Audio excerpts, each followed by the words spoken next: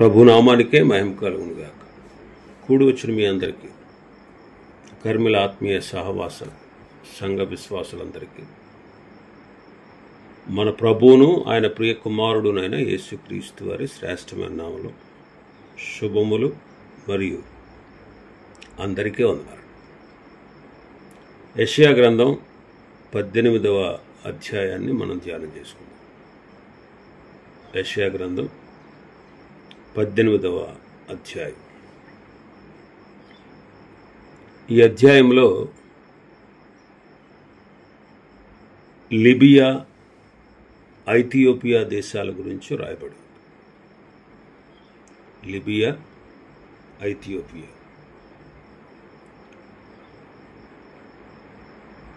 మొదటి 3 వచనాలు మనం చదివితే,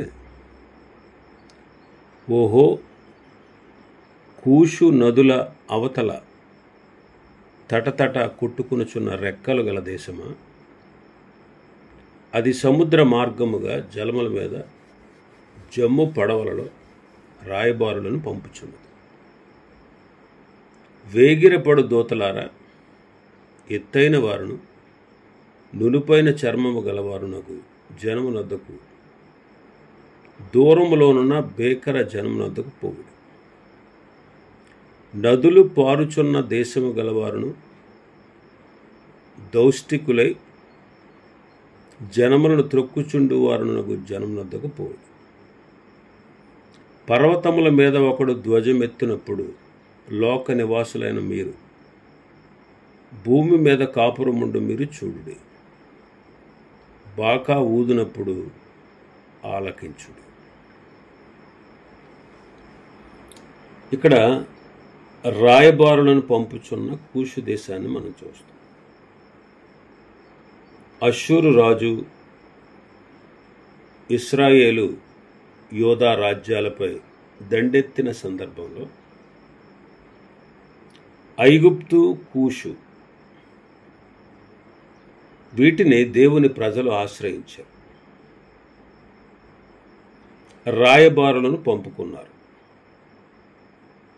కానీ చివరకు జరిగింది ఏంటంటే వధే జరిగింది.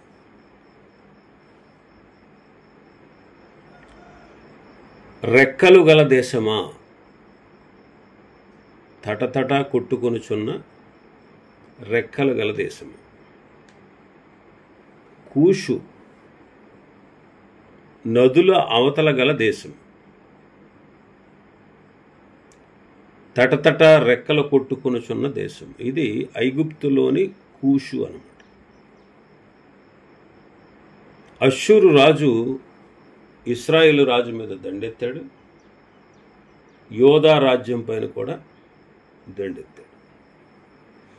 ఆ సందర్భంలో ఏం జరిగింది?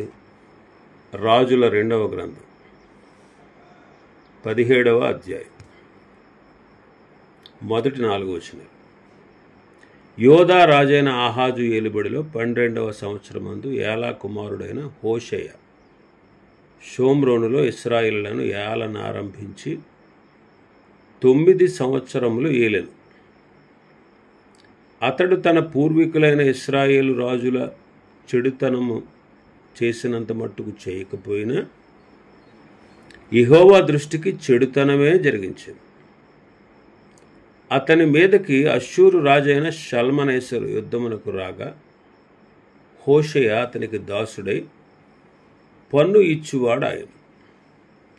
అతడు ఐగుప్తు రాజైన సో నొద్దకు దూతలను పంపి, పూర్వము తాను ఏటాటా ఇచ్చుచూ వచ్చినట్లు అష్షూరు రాజునకు పన్ను ఇయ్యకపోగా, హోషేయ చేసిన కుట్ర అష్షూరు రాజు తెలుసుకుని అతనికి సంకెళ్ళు వేయించి బందీ గృహంలో ఉంచెను. ఇక్కడ హోషేయ ఇశ్రాయేలీల రాజు. అతడు 9 సంవత్సరాలు ఇశ్రాయేల్ని ఏలాడు.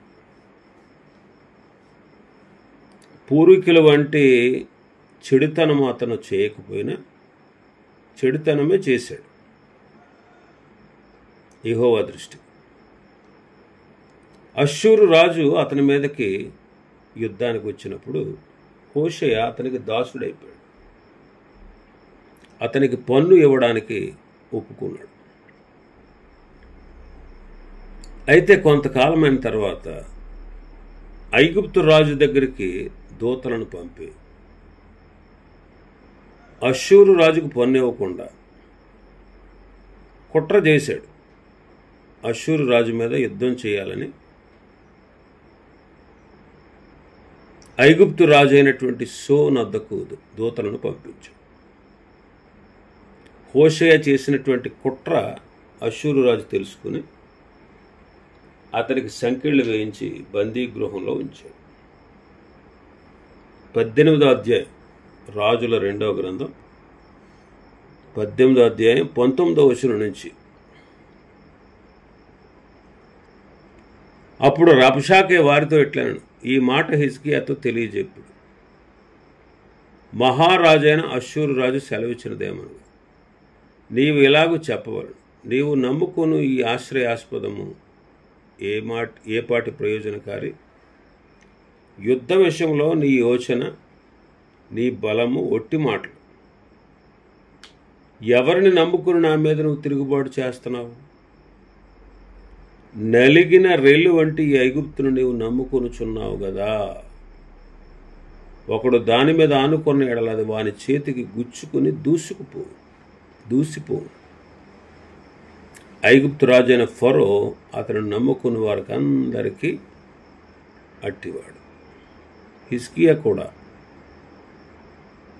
అష్షూరీయులు తన మీద యుద్ధానికి వచ్చినప్పుడు హిజ్కియా రాజు కూడా ఐగుప్తును నమ్ముకున్నాడు.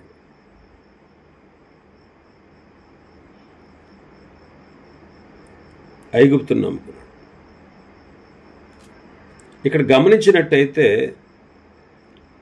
ఇశ్రాయేలు వారు కానీ యోధా వారు కానీ వారి మీదకి శత్రువు వచ్చినప్పుడు వారు యాక్చువల్గా దేవుణ్ణి ఆశ్రయించారు.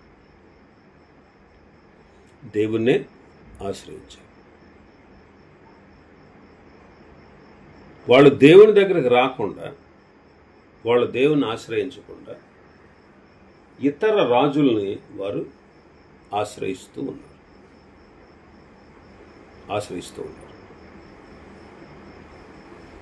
మనం కూడా చాలాసార్లు అంతే.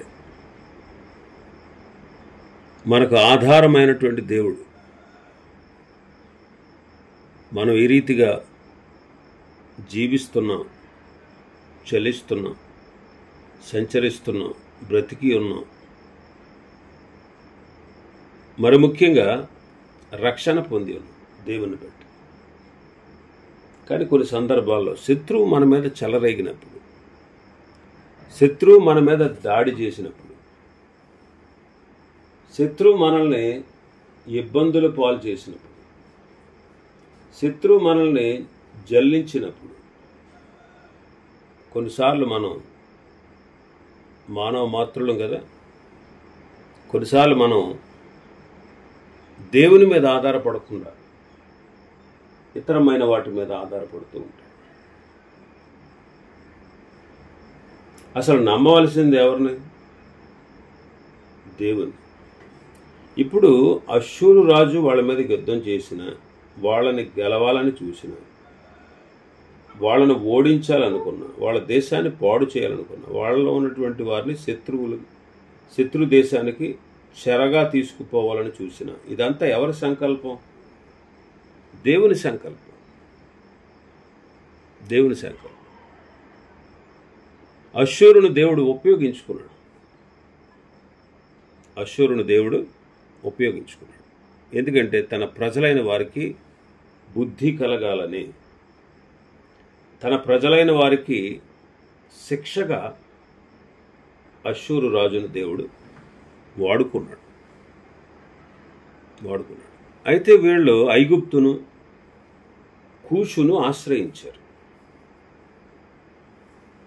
కూషు వారు నిమ్రోదు కాలంలో, నిమ్రోదు వారు ఆదికాండంలో 10వ అధ్యాయం మనం చదివితే 8-9 వచనాలు. కూషు నిమ్రోదును కన్నాడు. అతడు భూమి మీద పరాక్రమశాలి ఉండుటకు ఆరంభించాడు. అతడు యెహోవా ఎదుట పరాక్రమము గల వేటగాడు. కాబట్టి యెహోవా ఎదుట పరాక్రమం గల వేటగాడైన నిమ్రోదు వలె అను లోకోక్తి కల. కూషు వారు వాళ్ళు ఎలాంటి వాళ్ళో చెబుతూ ఉన్నాడు. మన భాగంలోకి వస్తే, ఎత్తైన వారు, 2వ వచనంలో, నునుపైన చర్మము గలవారు, భేకర జనము, నదులు పారుచున్న దేశము కలిగినటువంటి జనం, దౌష్టికులు. వాళ్ళు దౌష్టికులు. వాళ్ళ యొద్దకు వెళ్తున్నాడు. నిజానికి శత్రువు దాడి చేస్తే శ్రమలో మనం ఎక్కడికి వెళ్ళాలి? దేవుని వద్దకే వెళ్ళాలి. మరి ఇశ్రాయేలీలు కానీ యోధావారు కానీ ఎక్కడికి వెళ్ళాలి? దేవుని వద్దకే వెళ్ళాలి. కానీ వాళ్ళు అలాగా వెళ్ళట్లేదు. దినవృత్తాంతాల మొదటి గ్రంథం 2వ గ్రంథం 20వ అధ్యాయం మొదటి 3 వచనాలు. ఇది అయిన తర్వాత మోయాబీయులు, అమ్మోనీయులు, మెయోనీయులలో కొందరు దండెత్తి యెహోషాపాతు మీదకు వచ్చిరి. అంతలో కొందరు వచ్చి, సముద్రం ఆవల నుండి సిరియనుల తట్టు నుండి గొప్ప సైన్యం ఒకటి నీ మీదకు వచ్చుచున్నది, చిత్తగించుము. వారు హససోన్ తామారు అను ఏన్గేదిలో ఉన్నారని యెహోషాపాతునకు తెలియజేసిరి. అందుకు యెహోషాపాతు భయపడి యెహోవా యొద్ద విచారించుటకు మనస్సు నిలుపుకొని యోధా యందంతటా ఉపవాస దినం ఆచరింపవలనని చాటింపగా, యోధావారు యెహోవా వలన సహాయమును వేడుకొనుటకై కూడుకొనిరి. యెహోవా యొద్ద విచారించుటకు యోధా పట్టణములన్నిటి నుండి జనులు వచ్చిరి. యెహోషాపాతు యెహోవా మందిరములో క్రొత్త సాల ఎదుటి సమాజం కూడిన యోధా యెరూషలేము జనుల మధ్య నిలబడి ప్రభువును ప్రార్థించాడు. అద్భుతమైన రీతిగా యెహోషాపాతు శత్రువుల మీద జయం పొందాడు.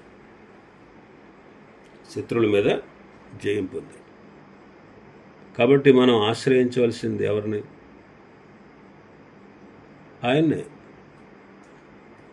యోహాను సువార్తలో మనం చదువుతాం. యోహాను సువార్త 6వ అధ్యాయం 66వ వచనం నుంచి మనం చదివితే, అప్పటి నుండి ఆయన శిష్యులలో అనేకులు వెనక్కి తీసి మరి ఎన్నడూను ఆయనను వెంబడింపలేదు.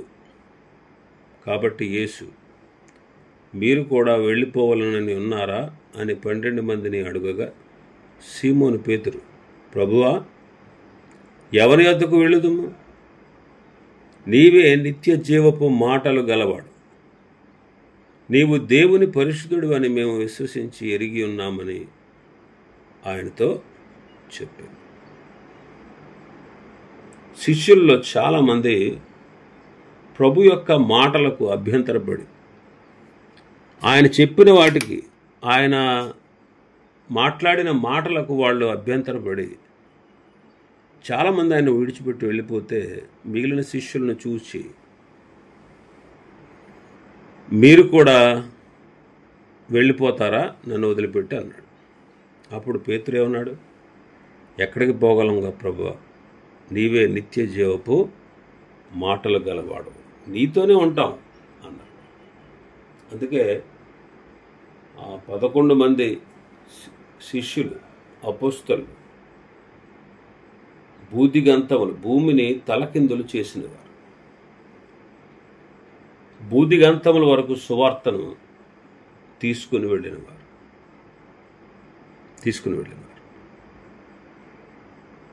ఇంకా మన భాగంలోకి వస్తే 3వ వచనం. పర్వతముల మీద ఒకడు ధ్వజం ఎత్తినప్పుడు, లోక నివాసులైన మీరు భూమి మీద కాపురముండు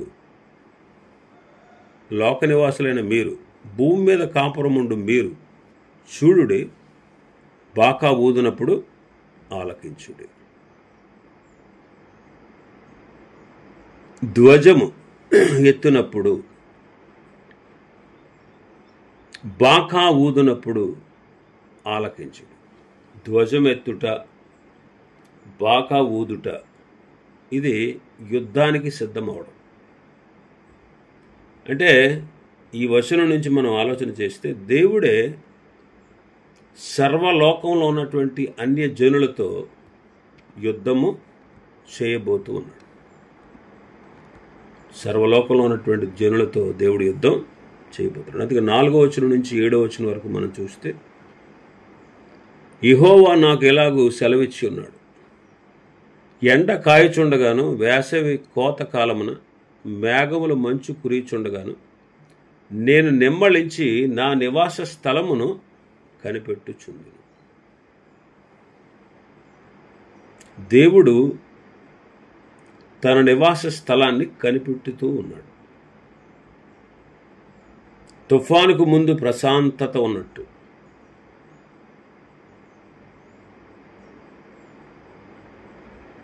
ఆయన నింబళంగా ఉన్నాడు. ఎందుకంటే ఎండ కాయచుండగా, వేసవి కోతకాలమున మేఘముల మంచు కురిచుండగా నేను నెమ్మళించి నా నివాస స్థలాన్ని కనిపెడతాను. అంటే కూషువారు, మిగిలిన వారు, ఐగుప్తు వారు, వాళ్ళు ఏం చేయాలని చూసినా వాళ్ళు చేస్తున్న కార్యాలను చూస్తున్నాడు. ఆయన నివాస స్థలాన్ని కనిపెడతా ఉన్నాడు.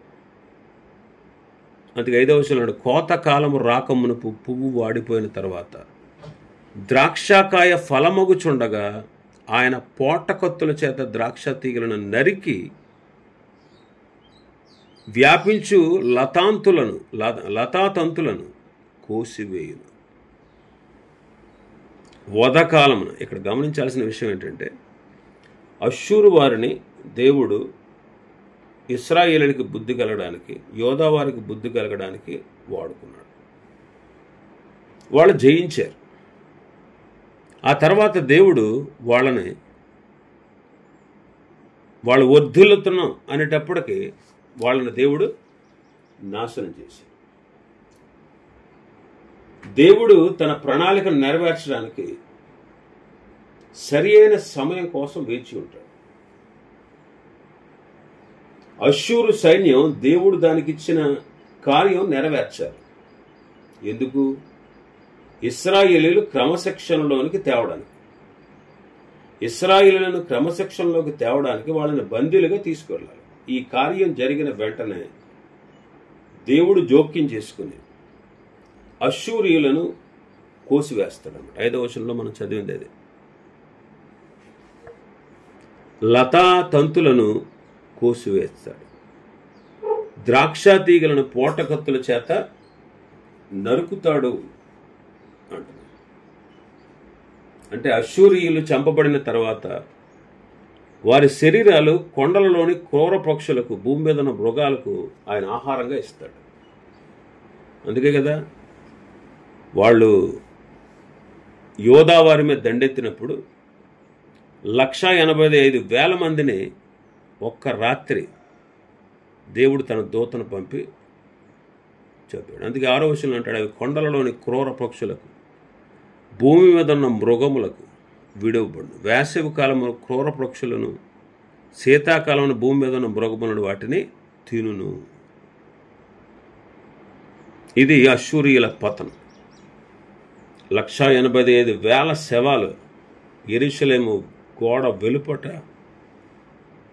పడి ఉన్నాయి.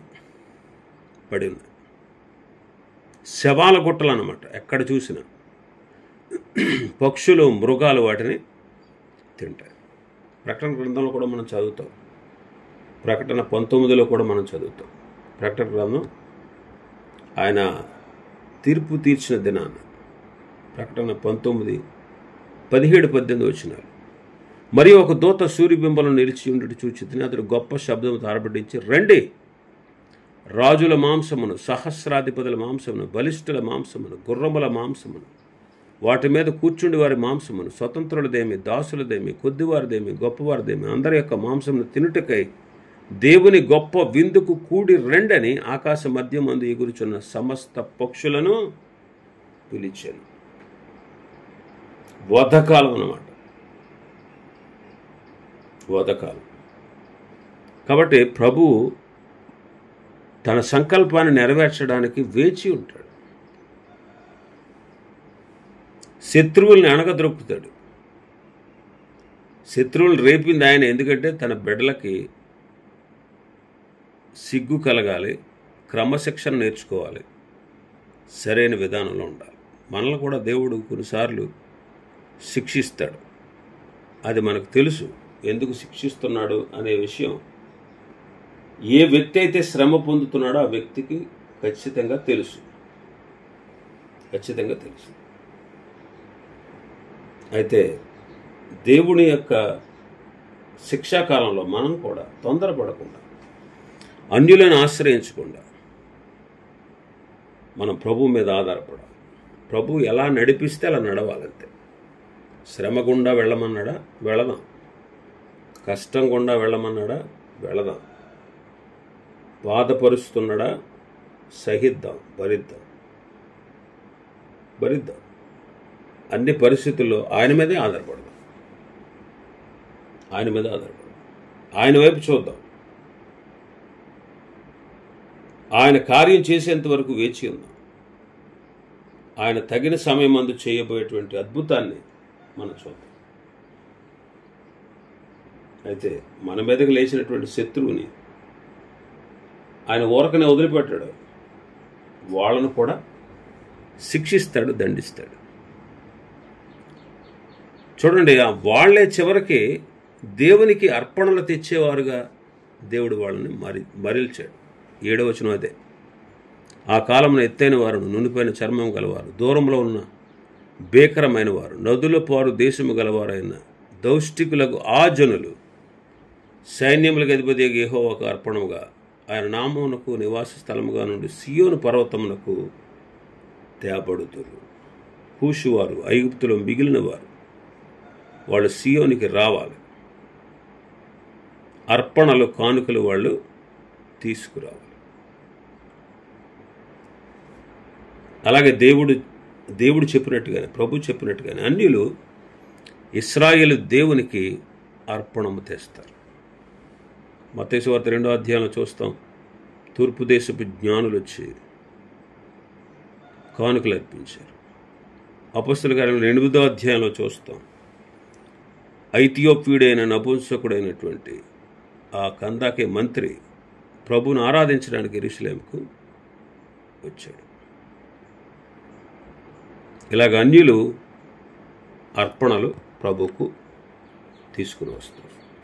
ఇది దేవుని సంకల్పం. దేవుని చిత్త ప్రకారంగా మన జీవితాల్లో జరుగుతున్న వాటిని మనం గుర్తించి, గ్రహించి మనం ఆయన అడుగు జాడలో నడుద్దాం. ఆయన మార్గంలో మనం జీవిద్దాం. ఆయనకు వ్యతిరేకంగా తిరగకుండా మన జీవితాలను కట్టుకుందాం. ఇవి ఈ అధ్యాయంలో ఉన్నటువంటి విషయాలు. ప్రభు చిత్తమైతే మరొక అధ్యాయాన్ని రేపటి దినం మనం ప్రారంభించుకుందాం. దేవుడి వర్తమాన వాక్యాన్ని మన వెనికిడిలో ఆశీర్వదించునుగాక.